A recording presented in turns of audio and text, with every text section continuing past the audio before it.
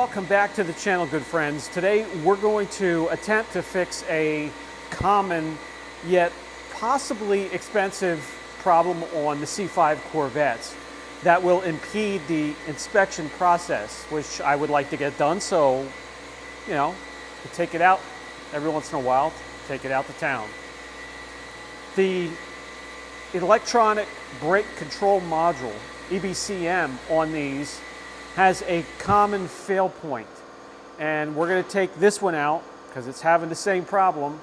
We're going to tear it apart and we're going to try to fix it, and that's the cheapest way to go about it.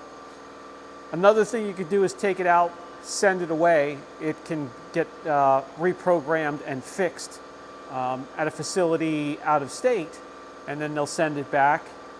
$250. Or for $1,600 and north of that, you can buy a brand new one. So obviously, the first thing we're going to do is try and fix it ourselves, and all it costs is our time and energy. So let's give it a shot. So the common problem with these, let me start it up and I'll show you, is the ABS brake here and brake light and the traction control or handling module. Both light up these two lights here if there is a problem. Another problem could be the wheel speed sensor, but I did take those out and clean them. They seem okay. So we're going to try the module next.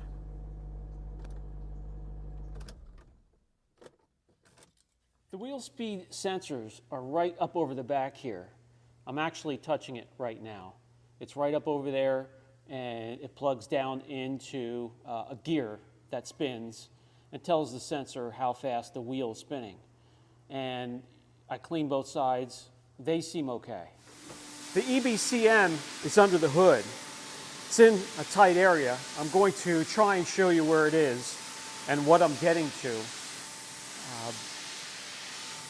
Need to do a lot of bending over and reaching down in between the front of the block of the motor and the radiator. So right there is the pump. You can see the brake lines going into it. And right in front of that, right there, is the module. And you can see the T20 screw that's holding the top of that in there. There's 6 altogether. Now the 6 screws are T20s, and this T20 here is made for a drill bit, obviously. So I just wrapped a piece of tape around it, and then the socket here, which attaches to the little ratchet, slides right in there and holds it.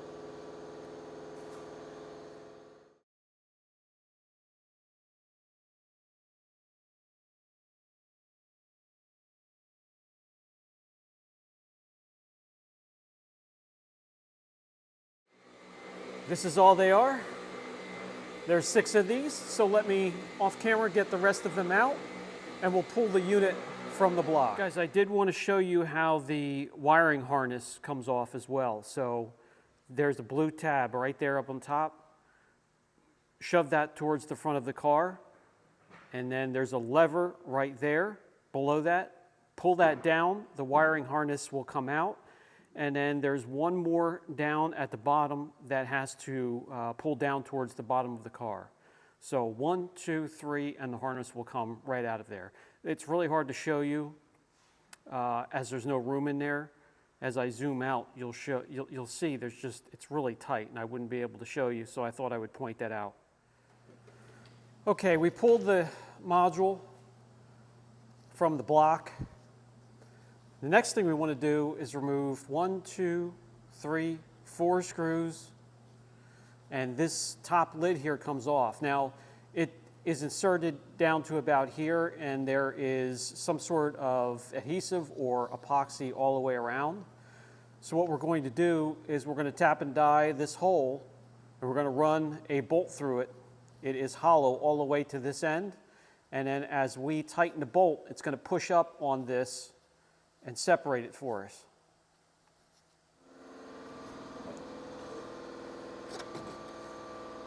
Now we don't want any metal shavings going down in there.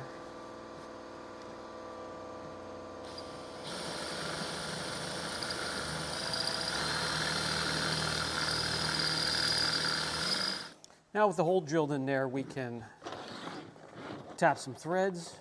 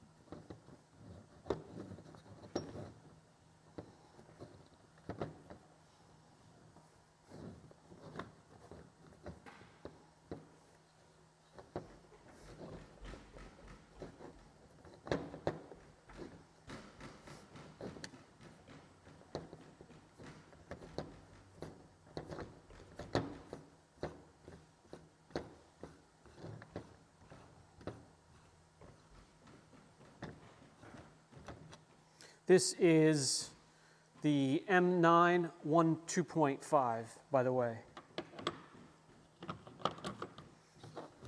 We can run this bolt in here.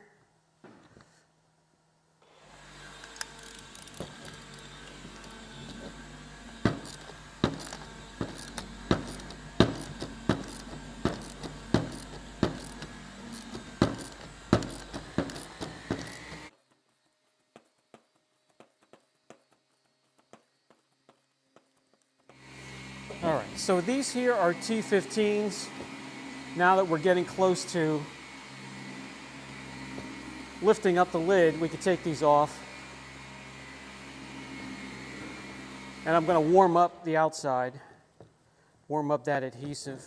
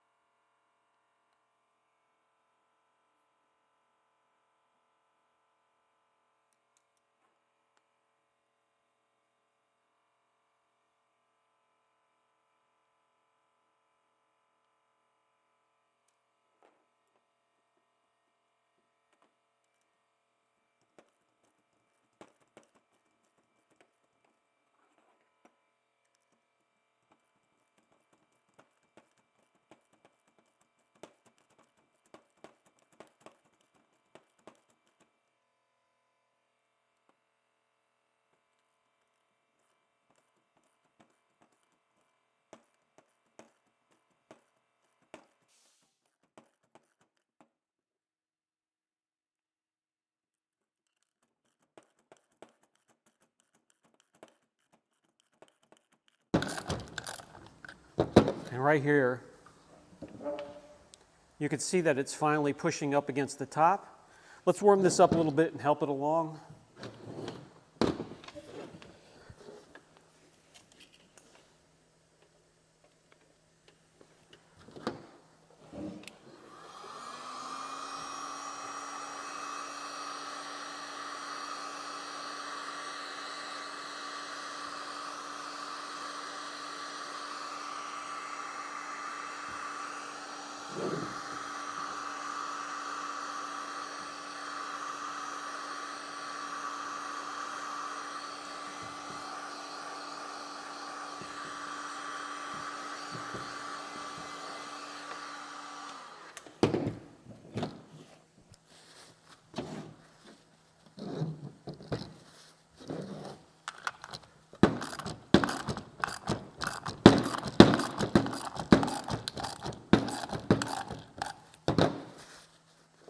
And what we could do is also get a regular flathead screwdriver. We can help it along all the way down through. Just be a little careful.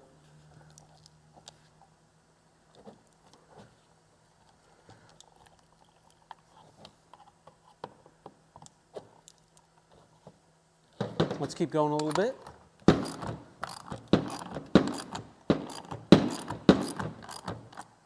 Flip it over.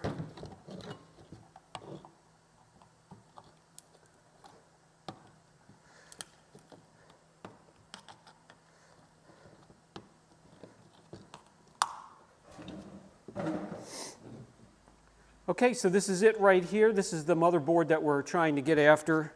You can see all this silicone garbage. This is from factory. Now this board right here, that's the one we're after, and there is one. See if I can get it to.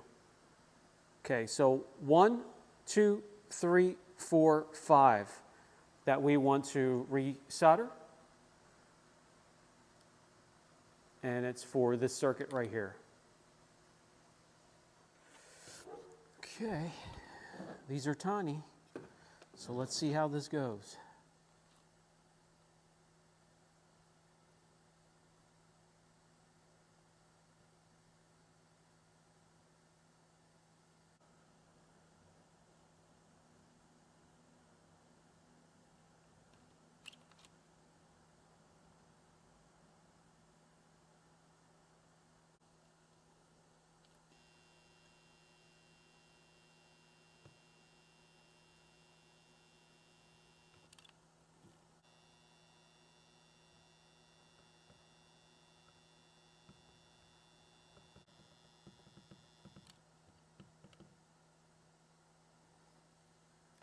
Don't have a ton of experience with the rosin core, but we have all 5 resoldered.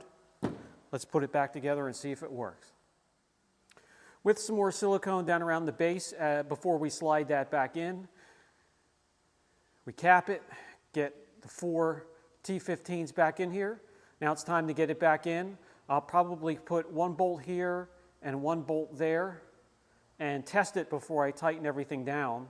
Because if it doesn't work, then we'll just pull it back out and send it in to be refurbished and rebuilt. Okay, moment of truth. Let's see if that worked. If not, we send it off and get some deeper repairs finished.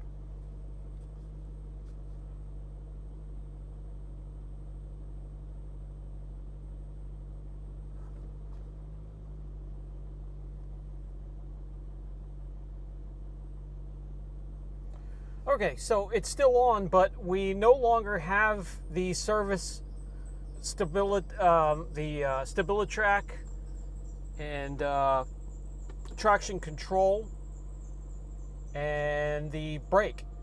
So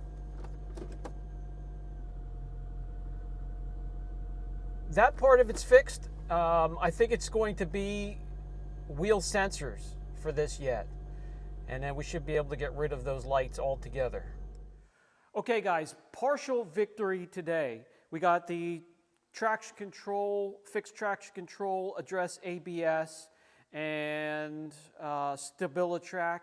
We got that off the lower part of the center console. Now from the dash we need to get those 2 lights off yet for inspection. So I'm going to go back to the wheel speed sensors on both sides, clean them again, and possibly replace them, and that should take care of it. Brian from Apex Auction Car Reconditioning. Baby steps, I guess, with this one. Catch you in the next video.